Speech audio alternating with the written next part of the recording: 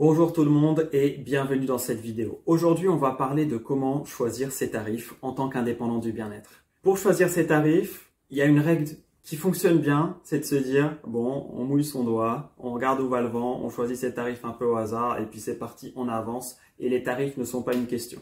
C'est peut-être l'une des meilleures façons de faire et puis après on augmente ses tarifs, on les baisse pas, on les augmente au fur et à mesure. Et puis, on voit à partir de quel moment les clients ne payent plus. Et en fait, les clients vont décider de quel est ton tarif maximum que tu peux appliquer à l'heure actuelle. Et plus tu vas avoir une acquisition de clients forte et donc des demandes, plus tu vas pouvoir monter tes tarifs puisque ton temps va être limité. Donc forcément, si tu as trop de demandes par rapport à ce que tu peux traiter, comment tu sélectionnes? Eh bien, tu vas augmenter tes tarifs jusqu'à ce que tu aies pile la demande que tu veux par rapport au temps que tu veux y consacrer. Donc ça, c'est une notion importante à avoir en tête. Maintenant, on va parler aussi de valeur réelle, de valeur perçue. La valeur réelle, c'est ce que coûte vraiment ce que tu proposes.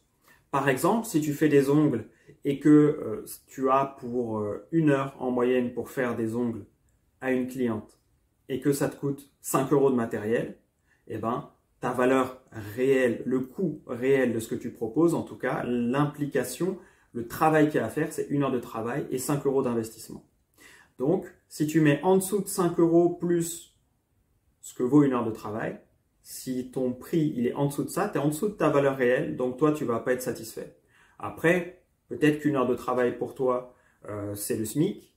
Peut-être qu'une heure de travail pour toi, tu préférerais que ce soit 20 €, ou 30 € ou 50 ou 100 €. Donc après, ça te permet d'avoir la valeur réelle minimum, donc le prix minimum auquel tu peux proposer ton service pour être heureux ou heureuse en tant qu'indépendant du bien-être. Donc ça, c'est la valeur réelle. Ça va définir ton prix minimum. N'hésite pas à repasser la vidéo si c'est pas tout à fait clair. Il faut absolument que ce soit clair, cette notion de valeur réelle, si tu veux améliorer comment tu choisis tes tarifs.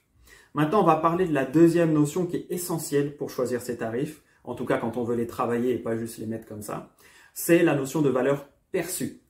Si maintenant, tu fais des ongles à quelqu'un et ça change sa vie, elle gagne peut-être en confiance en elle, elle est peut-être mieux dans sa peau, elle se sent plus belle, si c'est une femme qui refait ses ongles par exemple, parce que c'est la majorité de la clientèle à l'heure actuelle, je le mets au féminin. Tout ça en fait c'est la valeur perçue par ton client. Ta cliente elle va pas percevoir, oh il y a 30 centimes de vernis et puis il y a 1 heure de travail. C'est pas ça qu'elle va voir. La cliente elle va voir ce que ça lui apporte vraiment, et pas le travail que tu fais. Et donc, cette valeur perçue, si elle est plus haute que la valeur réelle que tu as définie auparavant, là, tu vois bien qu'un bon tarif, c'est quelque part entre la valeur réelle et la valeur perçue par le client. Comme ça, toi, tu as l'impression d'être gagnant et ton client a l'impression d'être gagnant. Et là, tu as des tarifs qui fonctionnent très, très bien. Donc, l'idée d'un bon tarif, c'est d'être, si possible, entre la valeur réelle, donc ce que ça te coûte à toi dans tous les sens du terme, et la valeur perçue, c'est-à-dire ce que ça apporte comme valeur au client, en tout cas ce qu'il perçoit comme valeur ajoutée, comme valeur à ton service. Si ça, c'est clair pour toi, ça va t'aider pour choisir tes tarifs, peu importe ce que tu proposes comme prestation dans le bien-être.